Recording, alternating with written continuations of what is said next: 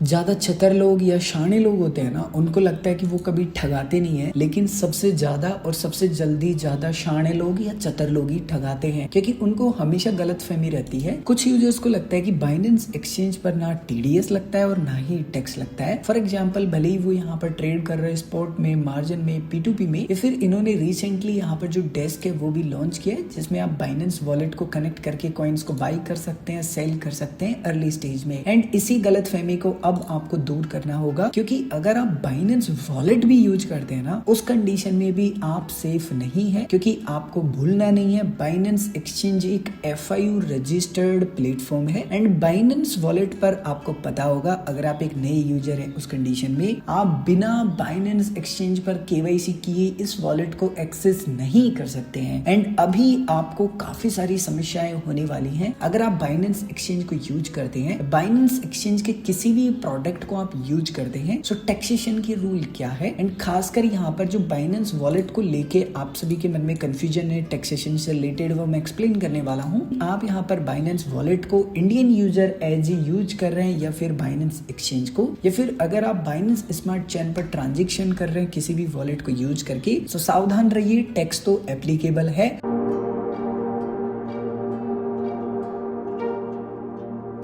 इस वीडियो के माध्यम से डिटेल में जानेंगे step by step Binance exchange पर टैक्सेशन कैसे काम करता है। और फिलहाल यहाँ पर आप सभी ने इस आर्टिकल को पढ़ा होगा, वैसे मैंने ऑलरेडी शेयर कर दिया है टेलीग्राम में आप सभी के साथ में, इसलिए मैं बोलता हूँ कि टेलीग्राम ज्वाइन करके रखिए। खैर, यहाँ पर 400 प्लस ऐसे यूजर्स हैं जिनका काफी बड़ा यहाँ पर अमाउंट आप बोल सकते हैं, जो कि यहाँ पर इनकम टैक्स डिपार्टमेंट यहाँ पर इन्वेस्टिगेशन कर रहा है। एंड मोस्टली ये जो यूजर्स हैं, ये यहाँ पर जो बाइनेंस वॉलेट है इसको यूज कर रहे हैं। वैसे अगर आप बाइनेंस वॉलेट के बारे में सीखना चाहते हैं या फिर क्रिप्टो टैक्सेशन के बारे में सीखना चाहते हैं, तो मैंने काफी सारे पहले ही वीडियो बना रखे हैं, आपको इसी वीडियो के डिस्क्रिप्शन में प्लेलिस्ट का लिंक मिल जाएगा। अब सबसे पहले हम बेसिक समझते हैं, ताकि अगर आप एक न्यू यूजर हैं तब भी आपके मन में कोई भी कंफ्यूजन ना हो। थोड़ी देर के लिए मैं मान के चलता हूँ कि आपको कुछ भी नहीं पता है टैक्सेशन के बारे में, उस हिसाब से हम बातें करते हैं। So first time Indian government के द्वारा जो यहाँ पर बिल पास किया गया था ना, वो फाइनेंशियल बिल 2022 में पास किया गया था लोकसभा के अंदर। एंड इसी में पहली बार यहाँ पर जो क्रिप्टो रूल है वो अनाउंस किए थे, एंड ये पहली बार थे।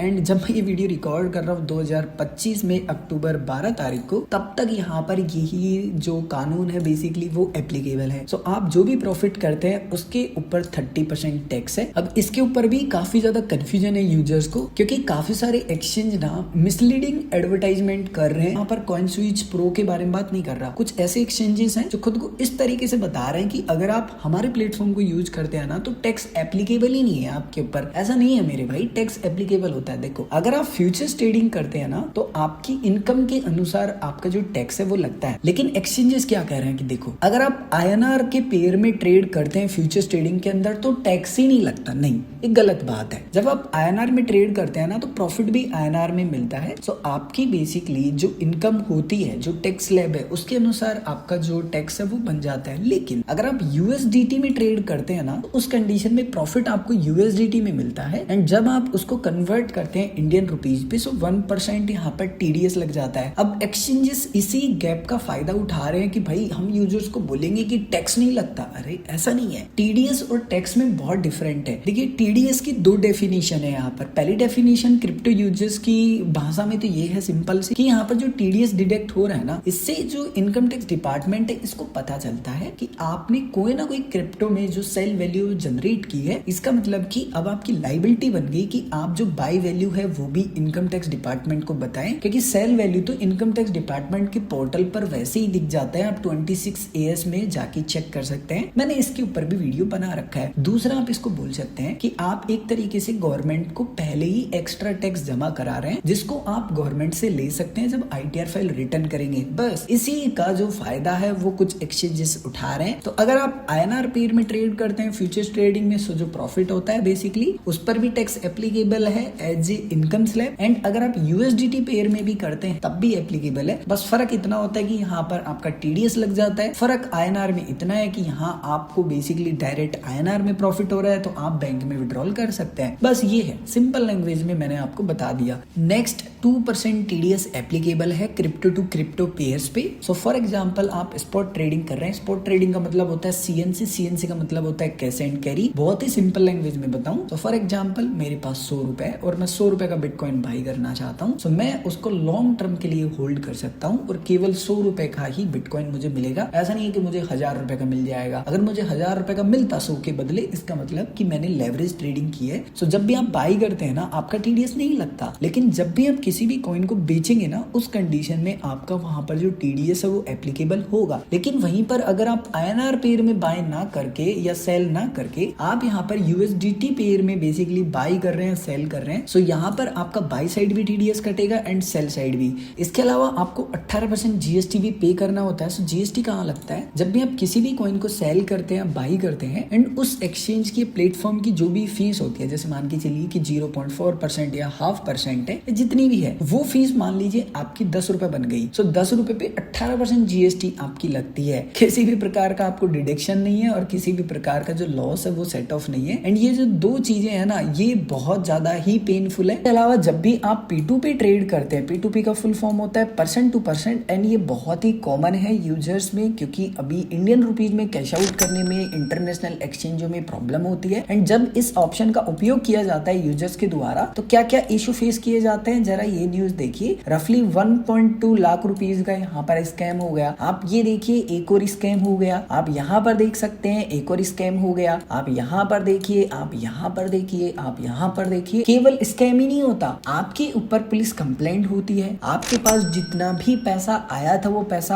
आपका फ्रीज हो जाता है, पुलिस के आपको चक्कर काटने पड़ते हैं। एंड आप सोच नहीं सकते हैं कि आपको कितना यहाँ पर इरिटेशन होता है, क्योंकि आपका क्रिप्टो भी गया एंड जो पैसा मिला था वो भी ब्लॉक कर दिया गया है साइबर टीम की तरफ से। एंड आपका उससे कोई लेना देना ही नहीं था, लेकिन आप तो बुरी तरीके से फंस गए। इवन यहाँ पर जो टीडीएस था वो आपको डिडक्ट करना था 1%, लेकिन आप यहाँ पर जो टीडीएस है वो डिडक्ट किए ही नहीं, जिसके कारण आपको इन फ्यूचर अगर गलती से इनकम टैक्स डिपार्टमेंट ट्रैक कर लेता है तो आपको 100% इश्यूज होने वाले हैं। एंड यहाँ पर ये रिस्पॉन्सिबिलिटी किसकी होती है? सो ये बायर की रिस्पॉन्सिबिलिटी होती है कि वो सेलर का 1% टीडीएस डिडक्ट करे। एंड अगर आप आईटीआर फाइल रिटर्न कर रहे हैं, क्रिप्टो में ट्रेड कर रहे हैं, तो आपको कोई दिक्कत नहीं होगी। बट आप सोचते हैं कि अरे मैंने तो 22-23 से नहीं भरा, 23-24 भी गया, 24-25 भी गया, मुझे तो कुछ नहीं हुआ। ऐसा नहीं है। इनकम टैक्स डिपार्टमेंट आपको 1 साल बाद, 3 साल बाद, 4 साल बाद भी आपको यहाँ पर जो नोटिस है वो भेज सकता है और पूछ सकता है कि बता दो कि 2022-23 या 24-25 में इतना ट्रेड किया था, इसका हमें डेटा बताओ, नहीं तो आपके ऊपर ये पेनल्टी भी लगेगी पर डे। एंड हमारे अनुसार इतना आपने प्रॉफिट किया है। अब आपको ये साबित करना पड़ेगा कि नहीं यार, तुम तो झूठ बोल रहे हो, मैंने इतना पैसा नहीं कमाया। तो टाइम रहते आईटीआर फाइल रिटर्न कीजिए। ये है कुछ बेसिक बातें। अब आते हैं हमारे मेन मुद्दे के ऊपर। अगर आप बाइनेंस एक्सचेंज पर ट्रेड कर रहे हैं तो सबसे पहले तो इस गलतफहमी को दूर कर लीजिए कि बाइनेंस एक्सचेंज पर टीडीएस एप्लीकेबल नहीं है। टीडीएस एप्लीकेबल है, लेकिन बाइनेंस एक्सचेंज पर टीडीएस डिडक्ट नहीं हो रहा है, और ये बहुत ही गंभीर समस्या है अगर आप स्पॉट ट्रेडिंग कर रहे हैं उस कंडीशन में, क्योंकि गवर्नमेंट यहाँ पर ये कहती है कि टीडीएस काटना पड़ेगा। अगर एक्सचेंज नहीं काट रहा तो हो सकता है कि यूजर्स की लाइबिलिटी बन जाए कि भाई वो टीडीएस काटे, लेकिन ये नेक्स्ट टू इम्पॉसिबल है, आप सभी को पता है। तो उस कंडीशन में आप कभी भी जिस एक्सचेंज पर टीडीएस नहीं कट रहा है एफआईयू रजिस्ट्रेशन के बाद में भी, आप उस एक्सचेंज को यूज मत कीजिए। मैं आपको सजेस्ट करूंगा अगर आपको स्पॉट ट्रेडिंग करनी है तो कॉइन स्विच पर कीजिए, या कॉइन स्विच प्रो के वर्जन पे कर लीजिए, या CoinD6 एक्सचेंज पे कर लीजिए। ये इंडिया के दोनों ही सबसे बड़े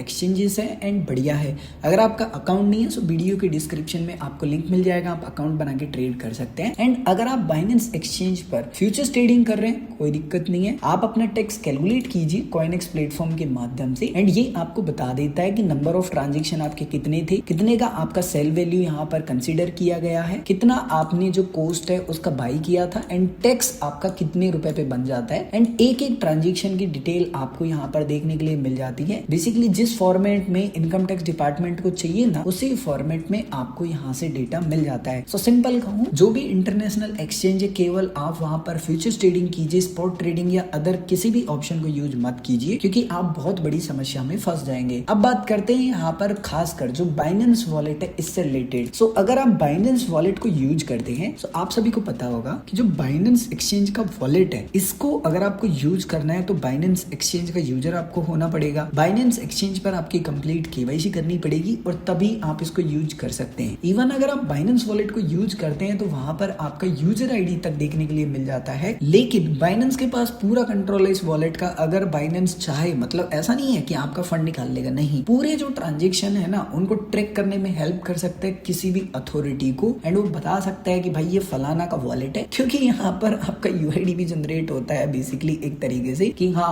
ये तो XYZ पर्सन का वॉलेट है और इसका बाइनेंस पे ये KYC है, जाके पकड़ लो एंड इससे पूछो कि भाई ये पैसा कहाँ से आया। तो आप चाहें या ना चाहें, चाहे आप किसी भी डिसेंट्रलाइज वॉलेट को यूज कर लीजिए, अगर आपने एक बार एक्सचेंज से पैसा वहां पर जमा कर दिया और गलती से मान लीजिए गवर्नमेंट को शक हो जाता है और वो ट्रैक करने लगती है एंड किसी एक्सचेंज को बोलती है कि यार बताना जरा कि इस एड्रेस के थ्रू कभी तुम्हारे द्वारा डिपॉजिट किया गया था क्या, उसने कहा कि हाँ साहब डिपॉजिट तो किया था, कौन था जरा बताओ, तो सब ये डिटेल है, ये लोग फंस गए। तो ऐसा नहीं होता। देखो ब्लॉकचेन की ब्यूटी ये है कि कोई झूठ नहीं बोल सकता। आपका एक बार ट्रांजेक्शन हो गया, वो जीवन भर आपका रिकॉर्ड हो गया, आपको कभी भी पकड़ा जा सकता है। सो मैं आपको सजेस्ट करूंगा कि सबसे पहले आपको डरना नहीं है, कॉइनेक्स को यूज कीजिए। इसके माध्यम से आप जो बाइनेंस वॉलेट है इसका आसानी से जो टैक्स है वो कैलकुलेट कर सकते हैं। इसके ऊपर मैं एक डेडिकेटेड सेपरेट वीडियो बनाऊंगा कि कैसे आपको इस वॉलेट का टैक्स कैलकुलेट करना है। इसके अलावा एक और बात ध्यान रखनी है कि अगर आप बाइनेंस वॉलेट को खासकर जो फिलहाल अल्फा ऑप्शन है इसके लिए यूज कर रहे हैं, तो मैं सजेस्ट करूंगा कि अगर आप एक ऐसे ट्रेडर हैं जिनका काफी कम पोर्टफोलियो है एंड पॉइंट्स बढ़ाने में काफी ज्यादा आप पैसे खर्च कर देते हैं एंड आपको बाद में जब टैक्स कैलकुलेट करने जाओगे ना तो फ्री में नहीं होता, हर एक ट्रांजेक्शन के आपको पैसे देने पड़ते हैं। जब आप कैलकुलेट करेंगे ट्रांजेक्शन, इस बात का ध्यान रखना है। अब आप बहुत सारे ट्रांजेक्शन कर लेते हैं, आप सभी को पता है, मान के चलिए कि 5,000 ट्रांजेक्शन है, तो रफली आपका अगर GST सहित मैं बात करूं तो 5-5,500 रुपए पड़ने वाला है। तो आप सोच लीजिएगा कि क्या इतना पैसा वहां से आप कमा पा रहे हैं। इसके अलावा अगर आपके मन में अभी भी कोई भी कंफ्यूजन है या आपको किसी भी प्रकार से कुछ भी पूछना है तो आप कमेंट करके पूछ सकते हैं।